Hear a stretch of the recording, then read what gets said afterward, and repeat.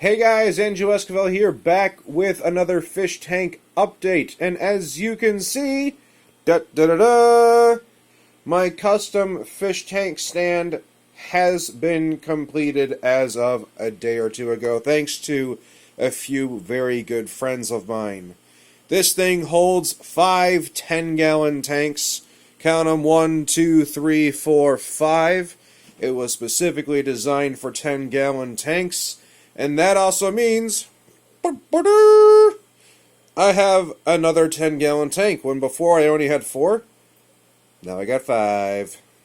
This one is currently in the process, well actually it's already cycled. It's in the process of getting the rest of the components. I have the tank, I have the sand, I have the filter, which has been seating inside of my 40-gallon breeder for a long time now. So it has the bacteria that it needs for the cycled process. It just needs the lid and a light, and this will be my Bloody Mary cherry shrimp tank. Now over here, we've got my beautiful neon yellow buddies. Over here, I've got my Dream Blue buddies. Had to do a lot of culling lately. There's a lot of Dream Blues that really aren't meeting the standards. Like this guy right over here. Maybe even these guys. They're not a solid color. They're kind of like blotchy blue, which is just not good enough to meet the Dream Blue Velvet standard. So I've been having to get rid of a lot of them, but there are a number of them in here that are really good. Here's a good example of a cull right there. See, the front and the back third of his body is the color I want, but the middle portion is just too clear. It just doesn't meet the requirements. So I have to cull them from the herd. It's just the unfortunate reality of breeding these particular little buddies. Now right here, this guy is okay. His colors are pretty decent, relatively consistent, if my camera would be so kind as to focus. It's focusing on the algae. What else is new? Cameras trying to focus beyond glass. Let's see, what about this guy? That's a pretty good quality Dream Blue, I think. Point is, gotta cull the herd at some time. Now that the tank is finally at eye level and not below me, all the way near the ground, I can actually see the Dream Blues and cull them as needed. So that needs to be done. I've been doing it over the course of the last few days. It's hard to determine which ones should stay and which ones should go. It's never a fun process, but it has to be done. Over here, we've got my pumpkin orange. You can see on the reflection, they're behind the filter here. There's one right there. All in all, I'm not all that impressed with the color of most of these pumpkin orange shrimp. There's only one in here in particular that has a very good vibrant orange. And she has recently had her berries hatch. So hopefully we'll be seeing a bunch of babies soon. But I think I see them from time to time. But they're very hard to spot. So, we'll just have to wait for time to do its thing and let the little guys grow. And of course, over here, we have the Blue Moscow Guppy fry tank. This tank just has so much algae.